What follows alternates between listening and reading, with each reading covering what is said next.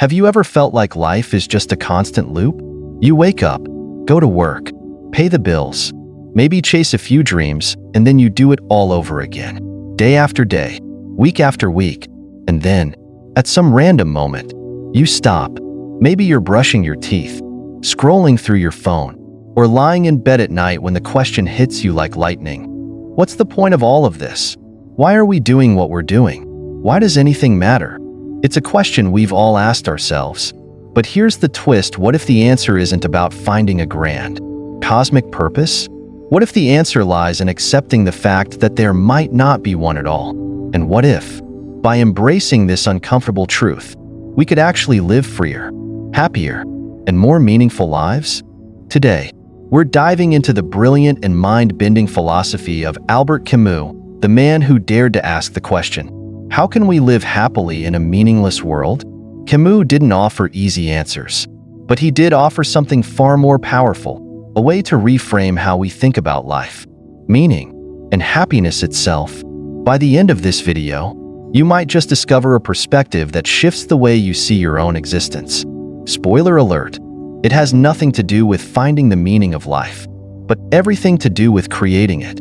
But before we dive in, I have just one small favor to ask. If you find yourself nodding along, pausing to think, or maybe even feeling a spark of curiosity about your own life, don't forget to give this video a like and share it with someone who might need to hear these ideas. And if you love content that dives deep into philosophy, self-discovery, and the big questions, hit that subscribe button and turn on notifications. You won't want to miss what we have coming next. Oh, and if you'd like to support the channel, a super thanks or donation goes a long way in helping us create more thought-provoking content like this. Now, let's talk about absurdism, Sisyphus, and how you can find joy in the rock you're pushing every day. Grab a cup of coffee or tea, settle in, and get ready to rethink everything you thought you knew about happiness and meaning. Life often feels like an endless loop, doesn't it? Wake up, commute, work, eat, sleep, and repeat day after day, week after week, year after year. For many, this routine feels more like an obligation than a life well lived. At some point, you might find yourself staring at your reflection in the bathroom mirror, toothbrush in hand, wondering, what's the point of all this? It's a question as old as humanity itself. Why do we spend our lives chasing money we might never fully enjoy? Why do we seek validation from people whose opinions we don't even care about? And perhaps most hauntingly, why do we continue striving, knowing full well that death awaits us all in the end?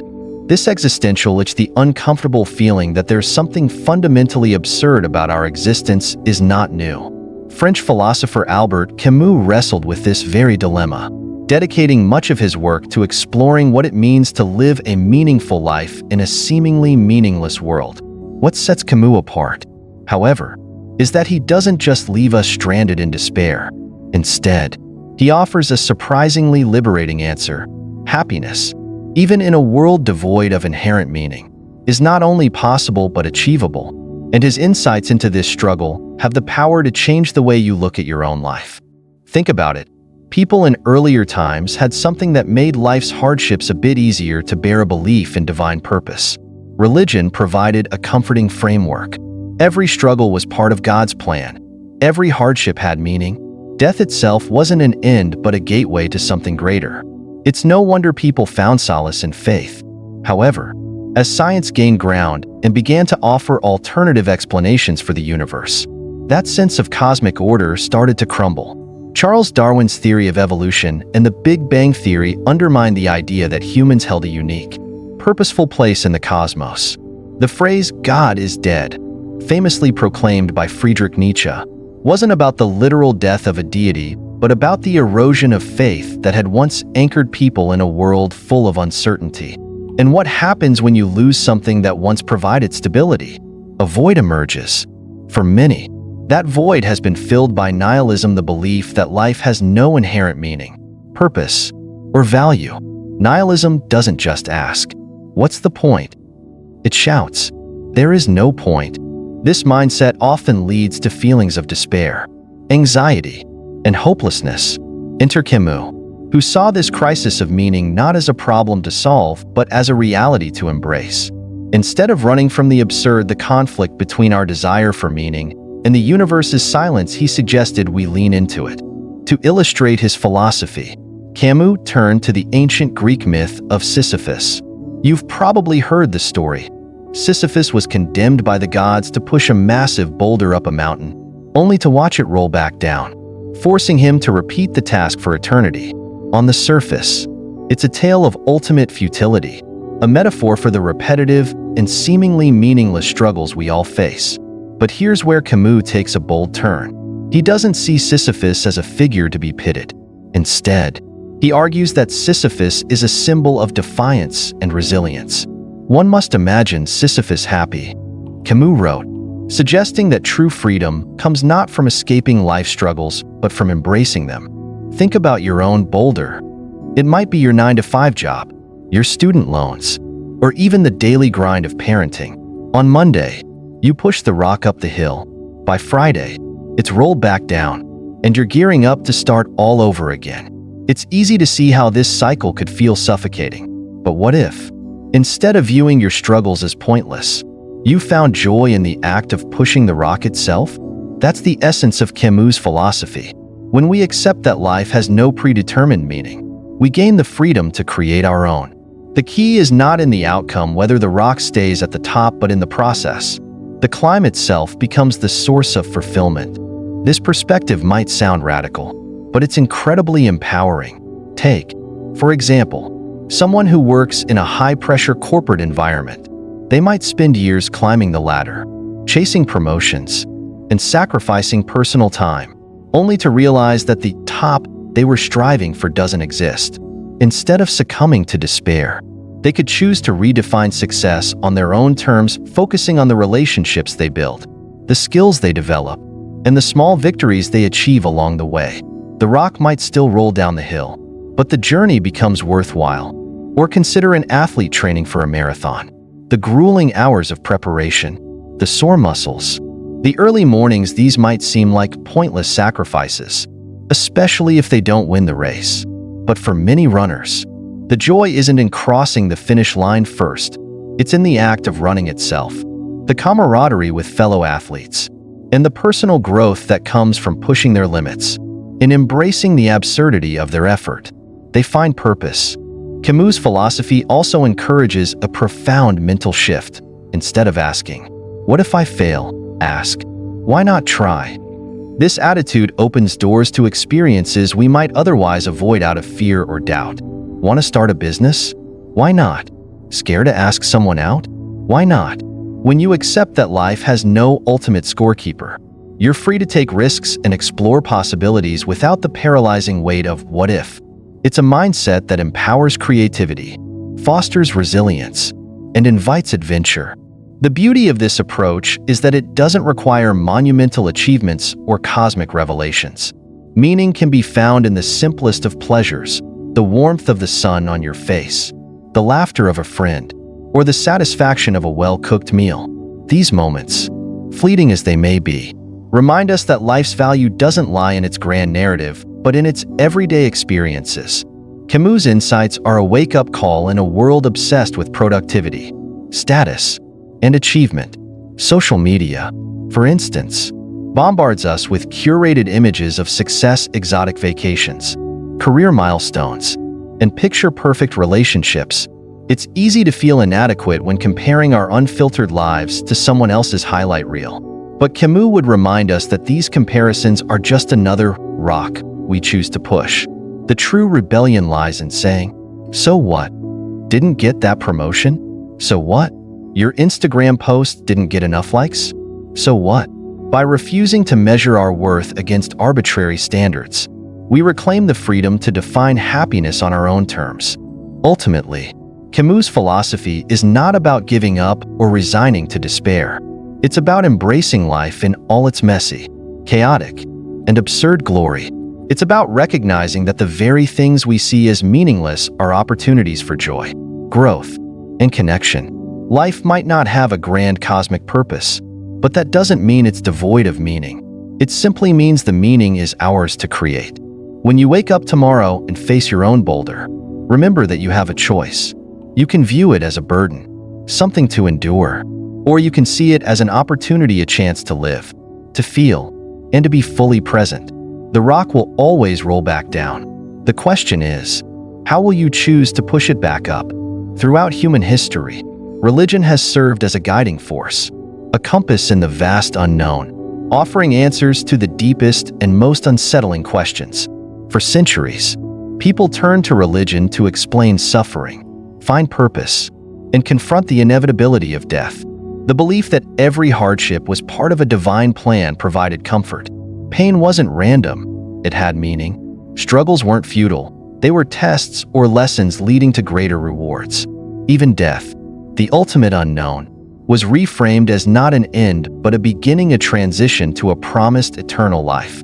Religion wasn't just a belief system, it was a framework that gave life coherence, a narrative that allowed individuals to endure the harsh realities of existence with hope and resilience.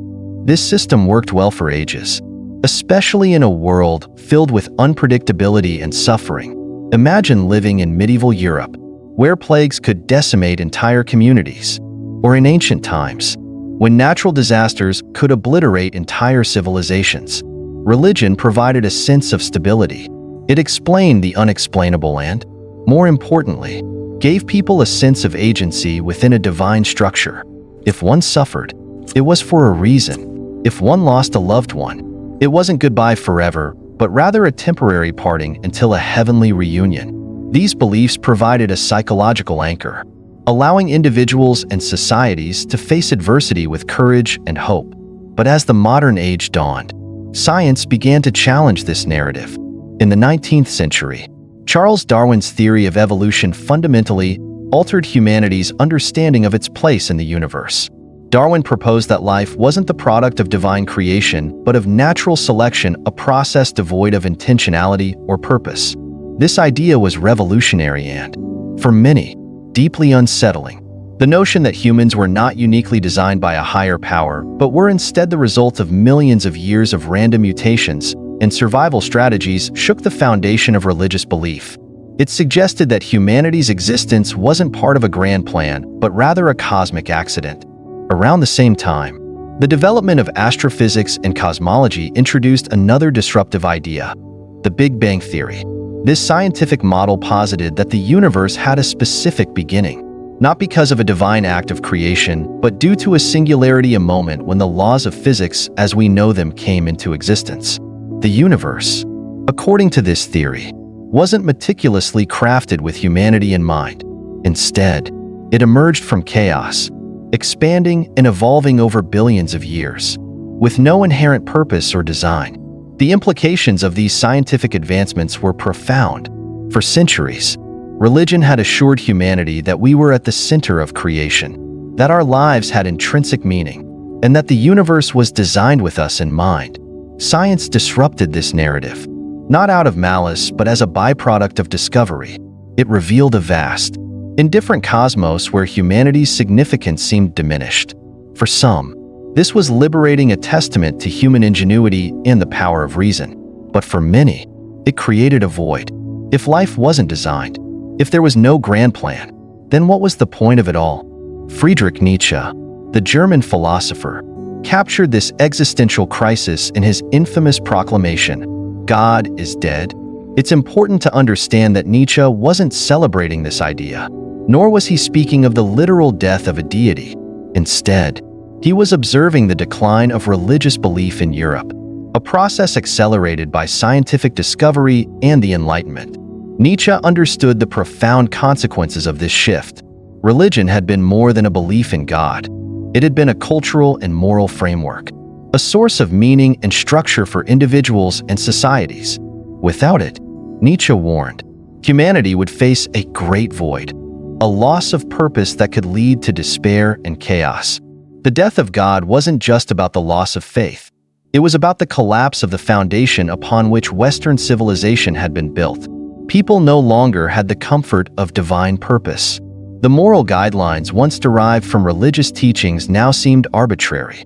The universe, once viewed as a sacred creation, was now seen as cold, indifferent, and devoid of inherent meaning. This loss of belief didn't just affect philosophers or intellectuals, it rippled through society, altering how people thought about their lives and their place in the world. When the anchor of religion was removed, many found themselves adrift in what Camus would later call the absurd, the conflict between humanity's deep desire for meaning and the universe's silence. Some turned to nihilism, the belief that life has no meaning, no purpose, no value. Nihilism is a seductive but dangerous philosophy. It doesn't just strip life of meaning, it denies the possibility of finding meaning altogether. If nothing matters, why bother? This mindset often leads to feelings of hopelessness, despair, and apathy. It's no coincidence that the rise of nihilistic thought in the modern era coincided with increased rates of depression, anxiety, and existential dread. The effects of this loss of meaning can be seen everywhere, even in modern society. Consider the rise of consumerism as a substitute for spiritual fulfillment. Without a sense of divine purpose, many people turn to material possessions to fill the void. The pursuit of wealth, status, and success becomes a way to distract oneself from the unsettling question of existence. Yet, as countless studies and personal anecdotes reveal, these pursuits rarely bring lasting satisfaction. A new car, a bigger house, or a higher salary might provide a temporary sense of achievement, but they don't address the deeper, more fundamental need for purpose and connection. Others seek meaning through ideology, political, social, or cultural movements that promise a sense of belonging and direction. While this can be positive, it also has its dangers. When ideology becomes dogma, it can lead to division, conflict, and a rejection of differing perspectives. In the absence of religion's unifying framework, humanity has struggled to find a replacement that offers both individual purpose and collective cohesion. Yet, not everyone succumbed to nihilism or despair. Thinkers like Camus saw the death of God not as an end but as an opportunity. If the universe doesn't impose meaning upon us, we are free to create our own. This is both a challenge and a gift. It requires us to confront the absurdity of existence head-on, to accept the indifference of the cosmos, and to find joy and purpose in the act of living itself. Camus didn't deny the pain of the human condition, he embraced it. He argued that life's lack of inherent meaning isn't a curse but a chance to define our own values, to choose our own path, and to find fulfillment in the journey rather than the destination. The shift from a religious worldview to one informed by science and reason has undoubtedly created challenges. It has forced humanity to grapple with questions that religion once answered with ease. But it has also opened new doors, allowing us to explore what it means to live authentically, to create meaning in a world that offers none, and to embrace the freedom that comes with accepting the absurd. As we move forward, the question isn't whether the universe has meaning, but whether we are brave enough to create it for ourselves. This is where Camus' philosophy truly begins to shine, and it's where our exploration will continue. The philosophy of the absurd, as articulated by Albert Camus, begins with a fundamental conflict: the human desire to find meaning in life versus the unyielding silence of the universe. This clash isn't just an intellectual exercise. It's a deeply emotional and existential reality that confronts every person who has ever paused to question their place in the world. Humans are meaning-seeking creatures. We crave purpose, narratives, and coherence.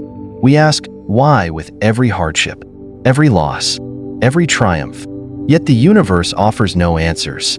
It simply is indifferent, vast, and devoid of inherent meaning. This tension between our need for significance and the universe's refusal to provide it is what Camus calls the absurd. The absurd is not a concept to be defeated or solved. Camus insists that it is a condition to be accepted. Life's lack of inherent meaning doesn't diminish its value. Instead, it opens the door to an entirely new way of living. But before diving into how the absurd can be embraced, it's helpful to understand how Camus explains this condition through one of the most famous myths in Greek mythology, the story of Sisyphus. Sisyphus, condemned by the gods for his defiance, was sentenced to an eternity of pushing a boulder up a mountain, only to have it roll back down every time he reached the top. His punishment is the epitome of futility, a task without end or accomplishment. At first glance, it's easy to feel sorry for Sisyphus. The monotony, the lack of progress, the endless repetition, it seems like the cruelest fate imaginable. But Camus flips the narrative. He doesn't view Sisyphus as a tragic figure. Instead, he presents him as a symbol of human resilience. One must imagine Sisyphus happy. Camus declares, "This statement is not about blind optimism or delusion. It's about a radical redefinition of happiness and freedom." Sisyphus's happiness comes not from escaping his condition, but from fully embracing it. He knows the rock will always roll back down. He knows his labor is endless and pointless in the traditional sense. Yet he continues. This, according to Camus, is where true freedom lies, not in defeating the absurd, but in acknowledging it and continuing anyway. When Sisyphus walks back down the mountain to retrieve his boulder, he does so with the knowledge of his reality and the determination to live it fully.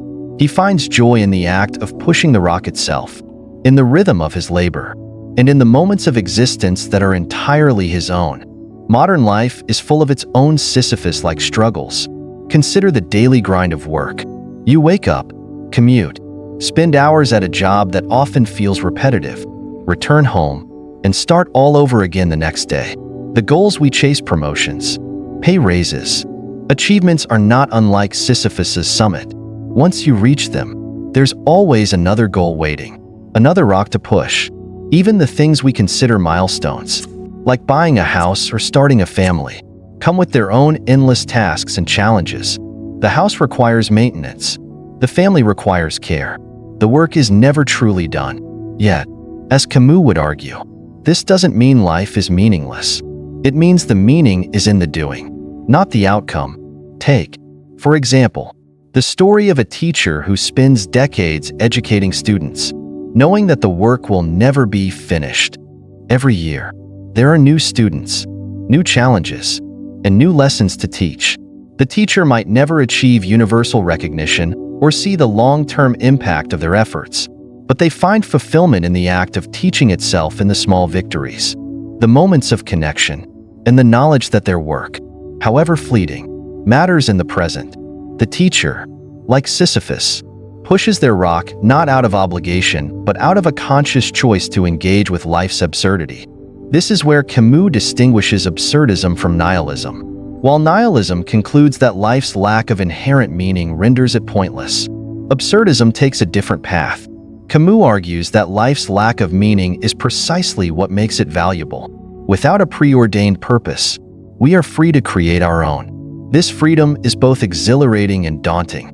It requires us to take responsibility for our lives, to find joy in the journey rather than waiting for a destination. Absurdism doesn't ask us to give up or disengage. It challenges us to live more fully, more deliberately, and with a deeper appreciation for the moments that make up our existence. Imagine someone who loves running, not because they're training for a race or trying to set a personal record, but simply because they enjoy the act itself, the rhythm of their breath, the feeling of the ground beneath their feet, the sights and sounds of the world around them. These are enough. They don't need an external goal to justify their effort. In the same way, Camus invites us to find meaning in the act of living itself. Whether it's savoring a meal, laughing with friends, or watching the sunrise, these moments are complete in and of themselves. They don't need a higher purpose to be worthwhile. This perspective is especially powerful in a world that often equates worth with productivity and achievement. Social media, for instance, bombards us with images of people who seem to be winning at life, traveling to exotic locations, achieving career milestones, or living picture-perfect lives. It's easy to feel inadequate when comparing our own messy, ordinary existence to these curated highlights. But Camus reminds us that these comparisons are just another form of chasing the summit.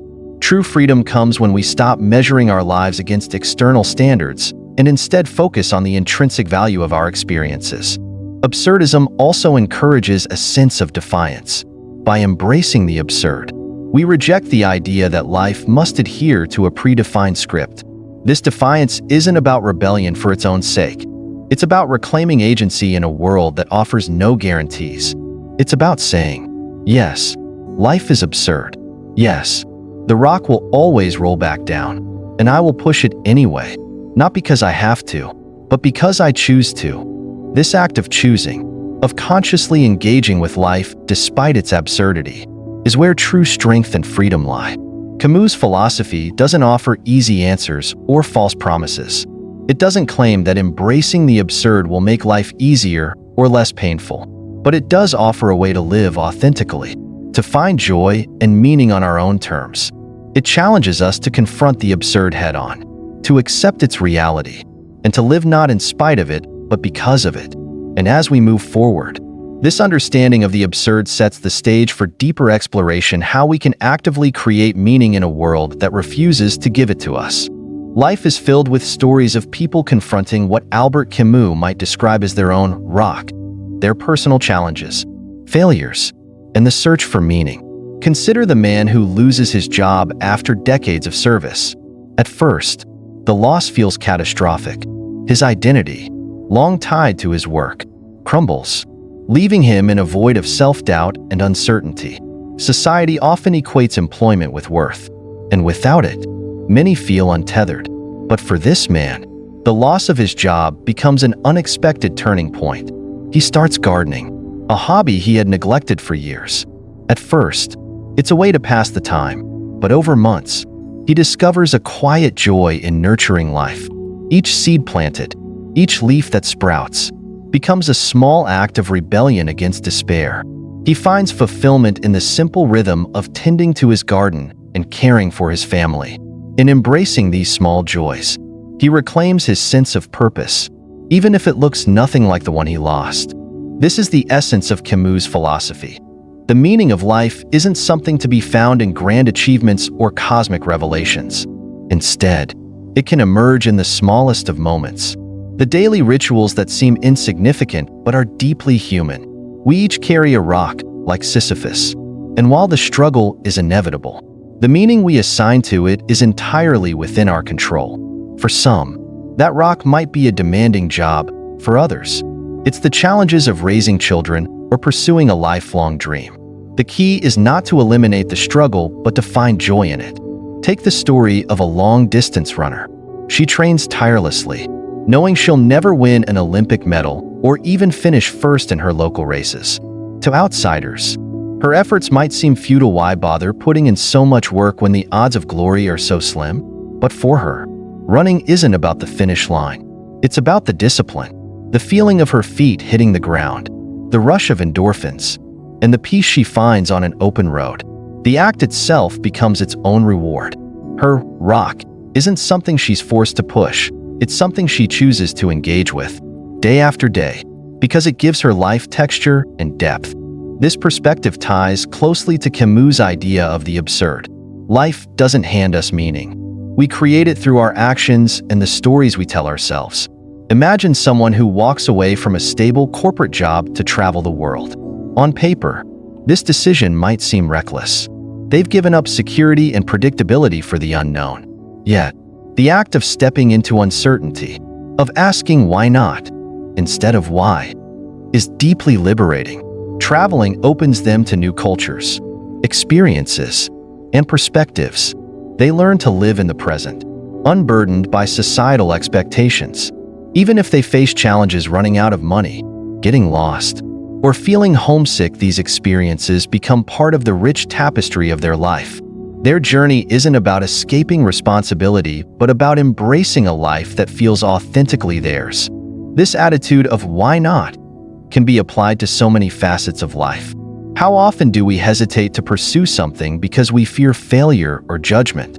Someone might dream of starting a business, but the fear of bankruptcy holds them back. Another might want to learn to paint, but worries they won't be good enough. Camus would argue that these fears are just distractions. If life has no inherent meaning, then failure is just as meaningless as success. What matters is the act of trying, the courage to say, "I'll do this because I want to," not because it guarantees a specific outcome. Living with this mindset often requires a spirit of rebellion, not rebellion in the sense of anarchy or defiance for its own sake, but a quiet, personal refusal to be defined by societal norms. Think about the woman who chooses to live a life that doesn't conform to traditional expectations. She decides not to marry, not to have children, and instead dedicates herself to rescuing animals. To some, her choices might seem unconventional, even selfish, but she finds immense joy in her work, in every life she saves, in the wagging tails that greet her each morning. Her life, though unconventional, is deeply meaningful because she's chosen it freely and embraced it fully. Or consider the man who refuses to climb the corporate ladder and instead spends his life teaching middle school. He doesn't earn a six-figure salary or gain widespread recognition, but he finds fulfillment in shaping young minds, in the small victories of helping a struggling student understand a difficult concept. His life might not look successful by society's standards, but it's rich in purpose because he has chosen to define success on his own terms. Camus' philosophy also reminds us to find meaning in life's simplest pleasures.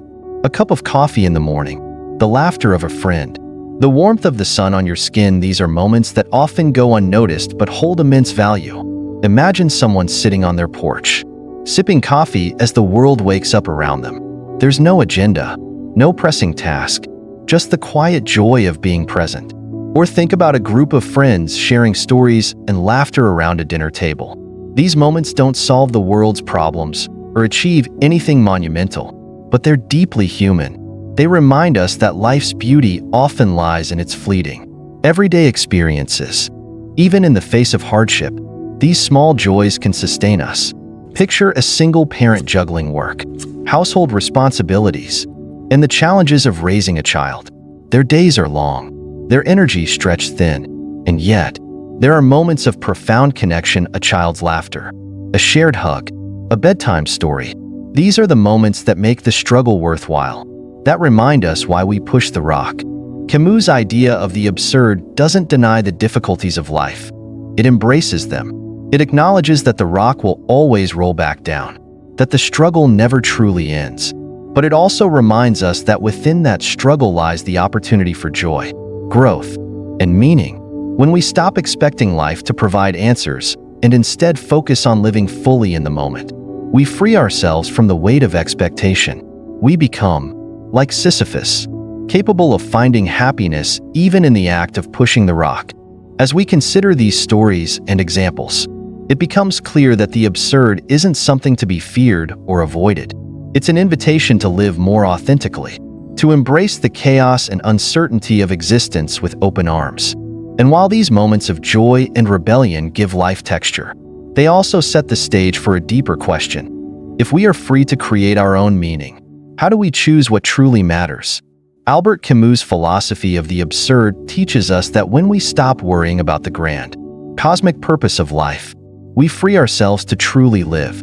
The search for meaning, while deeply human, often traps us in endless loops of self-doubt, regret, and anxiety. What if we made the wrong career choice? What if we wasted years chasing the wrong dream? What if none of it matters in the end? Camus argues that this obsession with what if misses the point entirely.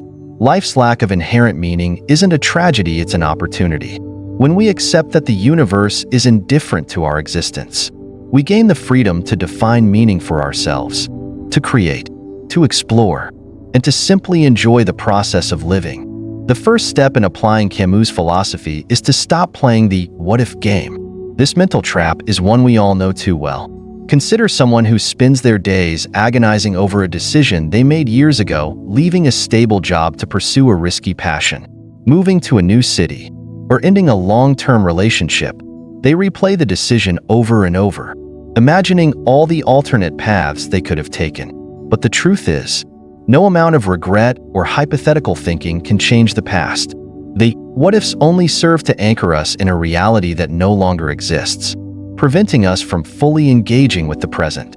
Imagine a college graduate who feels paralyzed by the pressure to pick the perfect career path. They hesitate, delay decisions, and second-guess every move, fearing that one wrong choice will ruin their future. But in reality, there is no singular right path. Camus would encourage them to stop chasing perfection and instead focus on the present, on the opportunities, relationships, and experiences available to them right now. The point isn't to eliminate regret or fear completely, but to recognize that these feelings are part of life's absurdity. By letting go of the need to always make the right choice, We free ourselves to make choices at all. The second lesson from Camus is to live rebelliously, not in the sense of breaking laws or rejecting all norms, but in the sense of defiantly choosing joy and meaning in the face of life's absurdity. Imagine someone who, by society's standards, has failed repeatedly. Perhaps they've started multiple businesses, none of which succeeded. They've faced criticism, financial struggles, and the judgment of peers who view them as irresponsible or unlucky. Yet this person refuses to give up. Each new venture represents a fresh act of rebellion against despair, a refusal to let life's inherent lack of meaning crush their spirit. This attitude can be seen in countless examples of people who choose to embrace life despite its challenges. Consider the story of J.K. Rowling, who was rejected by multiple publishers before finding success with Harry Potter.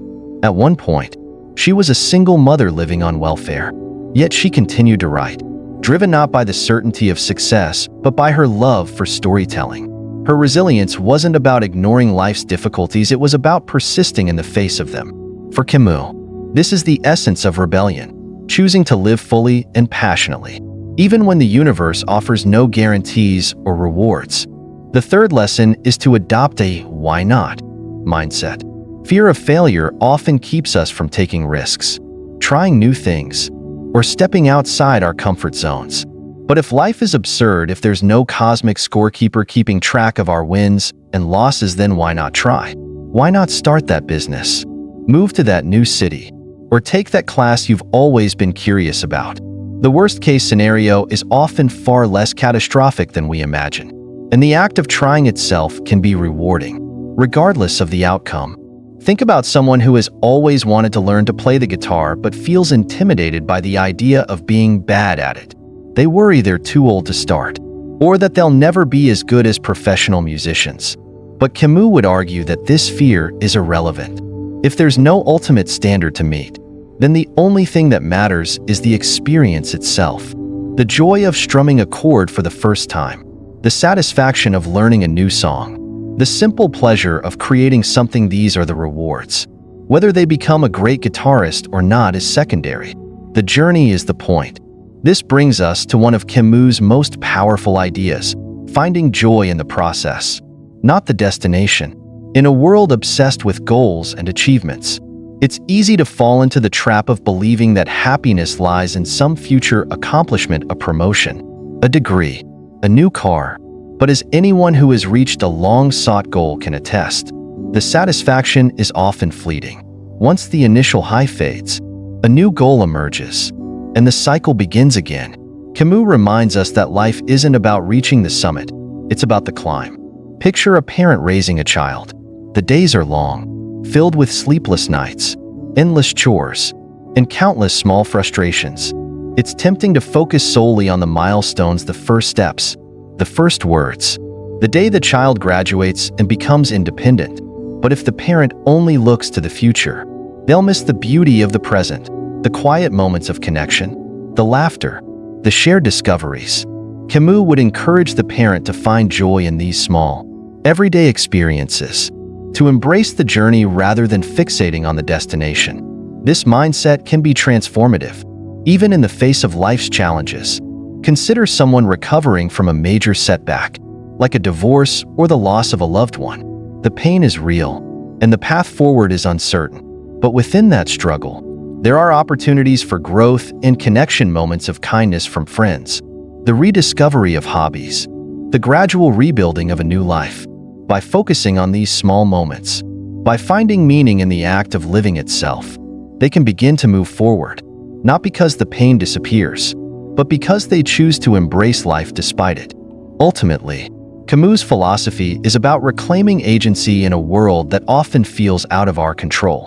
When we stop searching for some grand, external purpose and instead focus on creating our own meaning, we become free to try, to fail, to succeed, and to live without the crushing weight of expectation. This freedom isn't about ignoring life's difficulties, it's about engaging with them fully, finding joy in the struggle, and creating a life that feels authentically ours. But this journey of living with the absurd doesn't end here. If we're free to create our own meaning, what does that look like in practice? How do we build a life that reflects our values, passions, and aspirations? These questions lead us to the next step in exploring Camus' philosophy, the practical ways we can actively shape a meaningful existence in a world that offers none. Albert Camus' philosophy reminds us of a hard truth. Life, in its essence, has no inherent meaning. The universe is indifferent to our struggles, our victories, and even our existence.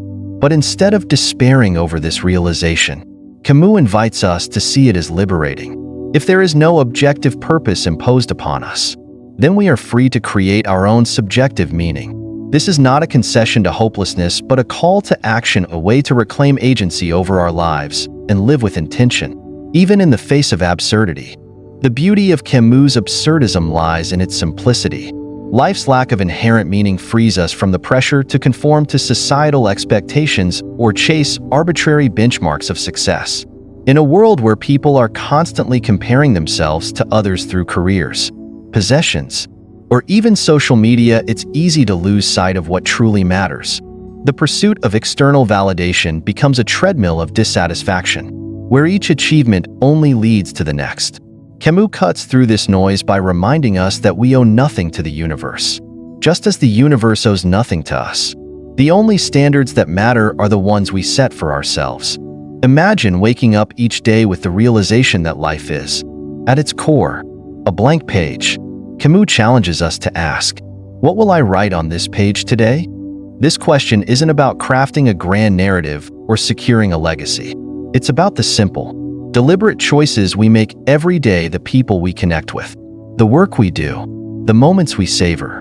These choices, no matter how small, are the building blocks of meaning. They allow us to create a life that feels authentic and fulfilling, not because it aligns with some universal standard, but because it reflects who we are.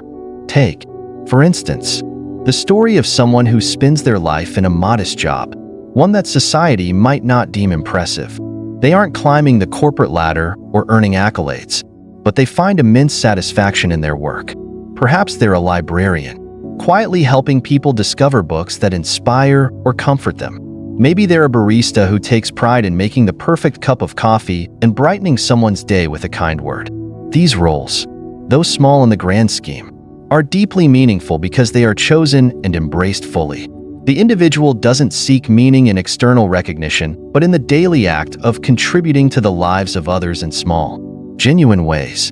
Camus' philosophy encourages us to find and embrace our own rock, the unique set of challenges, goals, and responsibilities that make up our lives. Like Sisyphus, we are all tasked with pushing our rock up the hill, knowing it will inevitably roll back down. But this repetition is not a curse, it's an opportunity. The act of pushing the rock is where meaning resides. Whether it's a career, a creative passion, or the relationships we nurture, our rocks give shape to our lives. They ground us, challenge us, and, ultimately, define us. The key is not to resent the rock, but to choose it and love it as our own. Consider the example of a parent raising children. The work is relentless diapers, sleepless nights, endless questions, and constant worries. Yet, within this daily grind lies immense joy and purpose.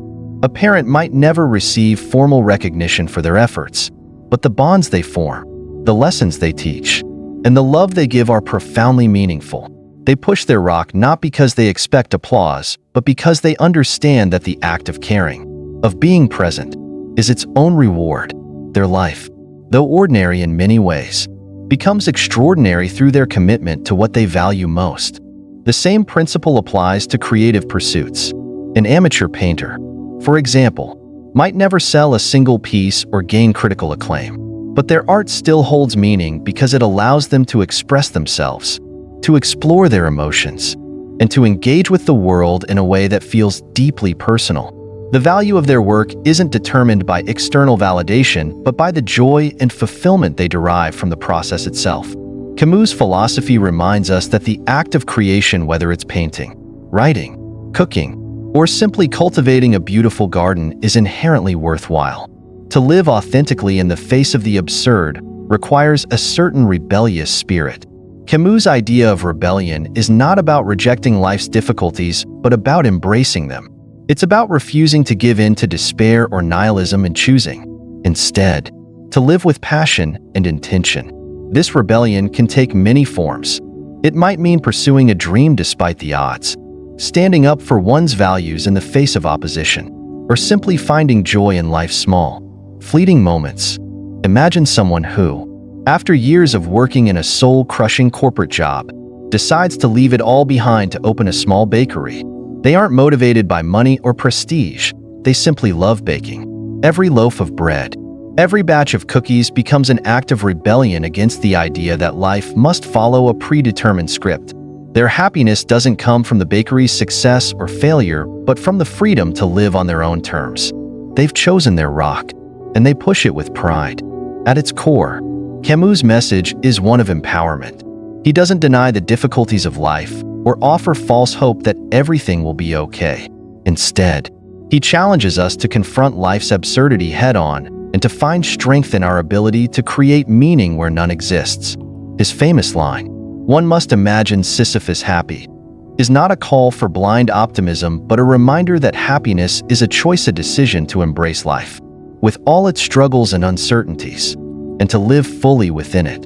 Life's lack of inherent meaning doesn't diminish its value. It enhances it. It frees us to explore, to experiment, and to define our own purpose, whether it's through our relationships, our passions, or our daily rituals. We have the power to make our lives meaningful. This is not an easy path. It requires courage, resilience, and a willingness to accept life on its own terms. But it is also a deeply rewarding one, offering a sense of freedom and fulfillment that no external validation can provide. As we reflect on Camus' philosophy, the question becomes, how will we choose to live in the face of the absurd? What will we write on the blank pages of our lives? These questions are not meant to be answered once and for all, but revisited constantly. As we navigate the complexities of existence, and as we continue to explore Camus' ideas, we are led to a deeper understanding of how to live authentically, how to create meaning, and how to embrace the beautiful, chaotic, and absurd nature of life itself. So, here we are. We've walked through the core of Albert Camus' philosophy, explored what it means to live in a world without inherent meaning, and discovered how embracing life's absurdity can set us free. It's not about escaping the struggle. It's about finding joy in the very act of living and pushing the rock, over and over, with the knowledge that it will always roll back down. Life, as Camus reminds us, doesn't have to be grand or perfect to be meaningful. In fact, it's the small things that hold the most value. The morning coffee that warms your hands, the sound of your favorite song playing in the background, the laughter of a friend on a random Wednesday night. These fleeting moments, they're your masterpiece, the story you're writing every single day.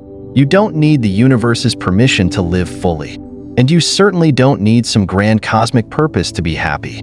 The meaning of your life is yours to create, one decision, one moment, one act of rebellion at a time. So, what will you write on your blank page tomorrow? Will you embrace the absurd and claim your freedom to live on your own terms? Will you find joy, not in escaping life's struggles, but in engaging with them? These are the questions Camus leaves us with, and they're the same questions I leave with you today, because the rock is yours to push, and only you can decide what that means. If this video resonated with you, if it made you stop and think, or if you just enjoyed the journey, don't forget to hit that like button. It's a small act, but it makes a big difference for the channel. Share this video with a friend who's also searching for answers, or maybe just a fresh perspective on life. And if you haven't already, subscribe and turn on notifications so you won't miss our next deep dive into philosophy and life's big questions. Also, if you'd like to support this channel and help us continue creating content like this, consider clicking that super thanks button or checking out the donation link below. Your support means the world to us and helps keep this space alive for thought-provoking conversations. Thank you for spending your time with me today, for reflecting on these ideas, and for being part of this incredible community. Remember, you don't need to find the meaning of life to live it fully. You just need to embrace the journey. Until next time, take care, stay curious, and keep pushing that rock. I'll see you in the next video.